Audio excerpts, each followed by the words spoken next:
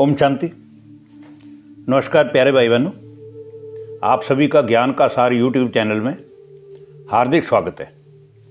जैसे कि आपने पिछली वीडियो में भी देखा कि हमने उसमें भी परमात्मा के बारे में ही आप सबके साथ चर्चा की, बातें की, कुछ आध्यात्मिक चर्चा की। तो उसी कड़ी में आगे बढ़ते हुए आज हम परमात्मा की अपरम अपार महिमा के ऊपर चर्चा करेंगे कि परमात्मा जो सारी दुनिया का मालिक है, सारी दुनिया का भगवान है, सारे संसार की सभी आत्माएं उसकी संतान हैं, तो फिर हमारे अंदर लड़ाई झगड़ा बैर विरोध क्यों है? इन सभी बातों के ऊपर आज हम चर्चा करेंगे। तो आपने देखा कि प्राय सभी धर्मों के लोग भिन्न भिन्न नामों से अपने अलग अलग तरीके से भगवान को निराकार मानते हैं। तो निराकार का अर्थ ये है कि उनका हम मनुष्यों की तरह का कोई शरीर नहीं है, कोई देह नहीं है, बल्कि उनका ज्योति जैसा आकार है जो कि विश्व के कोने कोने में उनकी यादगार के रूप में पाया जाता है। परमात्मा एक जागती हुई ज्योति है, इसीलिए ही हर शुभ कर्म करने से पहले या करते हुए ज्योत जगाने की प्रथा और परंपरा अभी तक भी हमारे भारत देश में चली आ रही है। परंतु हैरानी की बात तो ये है कि सभी धर्मों के लोग विश्व शांति के लिए जो नारा लगाते हैं तो उसमें यही गायन आता है कि हिंदू, मुस्लिम, सिख, ईसाई आपस में सब भाई भाई। तो फिर विचार करने योग्य बात ये है कि जब एक तरफ हम स्वीकार कर रहे हैं, नारा लगा रहे हैं कि हिंदू, मुस्लिम, सिख, ईसाई आपस में हैं भाई भाई, तो फिर हाँ आपस में हम लड़ाई झगड़े क्यों करते हैं? हम आपस में एक क्यों नहीं हो जाते हैं? इसलिए वास्तव में हम सभी आत्माओं का पिता परमात्मा एक है और उस रिश्ते से, उस नाते से हम सारे संसार की सभी आत्माएं भाई भाई हैं। तो अपने अपने धर्मों के मतानुसार हम दूसरे धर्म वालों को छोटा या बड़ा कैसे आंकते हैं, जबकि परमात्मा के घर से जब भी संसार में अपने अपने कर्मों का खेल खेलने आत्माएं आई, तो जिस आत्मा ने जिस धर्म के अनुयायी के घर में जन्म ले लिया वो आत्मा उसी धर्म की ही हो गई। इसलिए एक धर्म जो सृष्टि के आदि काल में था, उस एक आदि सनातन देवी देवता धर्म की शाखाएं अलग अलग धर्मों के रूप में इस संसार में फैलती गई और एक धर्म से अनेक धर्म हो गए। वो इसलिए हो गए कि हम धर्मों के भेदों में चले गए, हम जाति पाति के बंधनों में फंसते चले गए। लेकिन परमात्मा के घर से जब आत्मा आई थी तो वो अकेली ही आई थी, और कहते भी हैं अकेले आए हैं अकेले ही जाना है। इसलिए परमात्मा के साथ हमारा जो रूह का रिश्ता है वो उसका पिता और पुत्र का रिश्ता है। सारे संसार की सभी आत्माएं उस रूहानी पिता परमात्मा की ही अमर संतान हैं, इसलिए उनको अमरनाथ भी कहा जाता है। और उस परमात्मा की महिमा सभी धर्म के सभी भाई बहनें गाते ही हैं। वो एक परमात्मा ही हम सभी आत्माओं का पिता है। कोई भी धर्म, कोई भी मजहब हमें आपस में लड़ना या बैर करना नहीं सिखाता है। तो इसका सीधा सा जवाब ये है कि हम स्वयं अपने रूहानी अस्तित्व आत्मा को भूले, और आत्मा को भूलने के बाद हम अपने रूह के पिता परमात्मा को भूले, और इसी कारण देह के धर्मों में हम फंसते गए, देह अभिमानी बन बैठे और विषय विकारों के गुलाम बन बैठे, और नर देह या नारी देह के आकर्षणों में फंसकर हम विषय विकारों में गिर गए। यही भारत देश जो सोने की चिड़िया कहलाता था, जो देवभूमि कहलाता था, यहाँ देवी देवताओं का एक छत्र राज्य था, वो ही जब विषय विकारों के अधीन हो गए और स्वयं को भूल गए तो यही भारत दुख धाम बन गया, जिस कारण दुख अशांति की अनुभूति हर एक आत्मा को होने लगी, और हर आत्मा दुख अशांति में होने के कारण उस भगवान को फिर से याद करने लगी, पुकारने लगी। वरना हम उस शांति के सागर, सुख के सागर, आनंद के सागर, सर्वशक्तिवान परमात्मा की संतान हैं।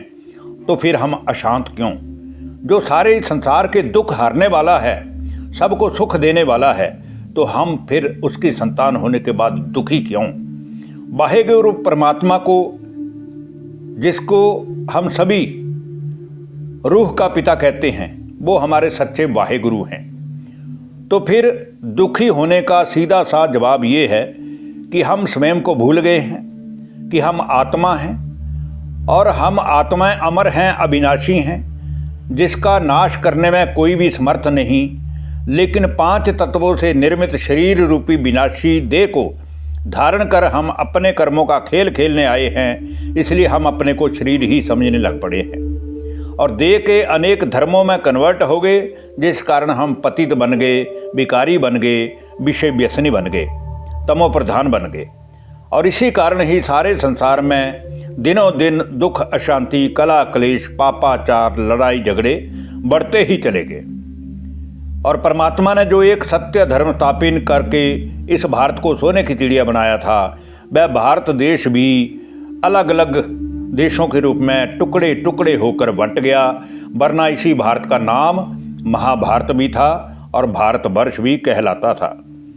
हम देवों के देव, गुरुओं के गुरु, उस परम पिता परमात्मा सच्चे वाहेगुरु को भी भूल गए, जिस कारण हम अनेकों को ही भगवान मानने लग पड़े। जबकि भगवान की जब बात आती है तो सभी एक ही स्वर में कहते हैं कि भगवान एक है, खुदा एक है, वाहेगुरु एक है, अल्लाह एक है, गॉड एक है। तो फिर जब एक है तो एक को हम अनेकों में कैसे कन्वर्ट कर रहे हैं? हम एक की जगह अनेकों को भगवान कैसे कह रहे हैं? और अगर एक दूसरे की देखा देखी हम ऐसा कर भी रहे हैं, तो फिर वास्तविक सत्य जानने की हम कोशिश क्यों नहीं कर रहे हैं? क्योंकि सच्चाई तो सच्चाई ही है, आज नहीं तो कल सच से पर्दा तो उठेगा ही और सच्चाई का पता तो चलेगा ही। यहाँ भी आप ये भी देखिए कि जैसे कोई मरीज होता है, वो अस्पताल में दाखिल है, किसी भी बीमारी के कारण वो ठीक नहीं हो पा रहा है, बहुत सारा धन लगा दिया, बहुत सारे रिश्तेदारों ने भी हमें कुछ संपत्ति दी, उसके बावजूद भी हमारा बच्चा, हमारा पिता, हमारी बहन, हमारा भाई जो भी हॉस्पिटल में एडमिट है वो ठीक नहीं हो पा रहा। तो उसके बाद डॉक्टर भी क्या कहते हैं कि अब तो भगवान बचाए तो ही बचे, वरना हमने तो अपने पूरे प्रयास करके देख लिए।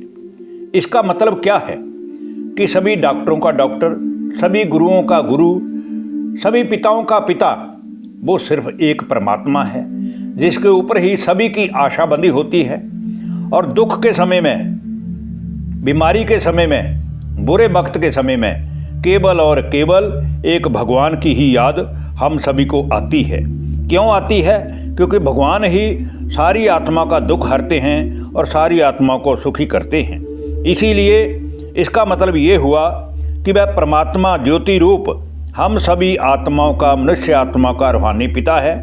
तो फिर हमें उसे जरूर जानना चाहिए, पूरी रीति हमें जानकर संपूर्ण परिचय उसका प्राप्त करना चाहिए और उसके बाद हमें फिर उसको मानना चाहिए। क्योंकि उनकी शक्तियाँ और उनके गुण, उनका हमें जब तक अनुभव नहीं होगा तब तक हमारे जीवन से दुख, अशांति, कला क्लेश या ये ईर्ष्या, नफरत, बैर विरोध भावना जा नहीं सकती। उनकी महिमा का पता पड़ेगा, वरना इंसान होकर भी अगर हमने भगवान को नहीं जाना या भगवान को नहीं जान पाए तो यूँ ही हर जगह भक्ति जप तप करते हुए हम ठोकर ही खाते रहेंगे, लेकिन उससे मिलन नहीं मना सकेंगे। तो वह भक्ति जप तप किस काम की है? इसलिए आज ज़रूरत इस बात की है कि हम स्वयं को जानें कि हम आत्मा हैं और आत्मा अमर है, अविनाशी है, जिसका कोई भी विनाश नहीं कर सकता। और जिस शरीर को लेकर के हम कर्मों का खेल खेल रहे हैं वो शरीर विनाशी है, 5 तत्वों का बना हुआ है। आज नहीं तो कल हम इस आत्मा ने ये शरीर छोड़ना ही है।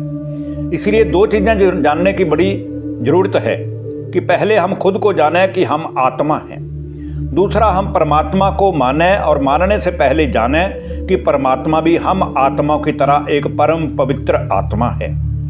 ये 2 चीज़ें अगर हमने जान ली तो परमात्मा जो सुख, शांति, पवित्रता, आनंद का वर्षा है, उसके अधिकारी हम अवश्य ही बनेंगे। धन्यवाद। नमस्कार दोस्तों।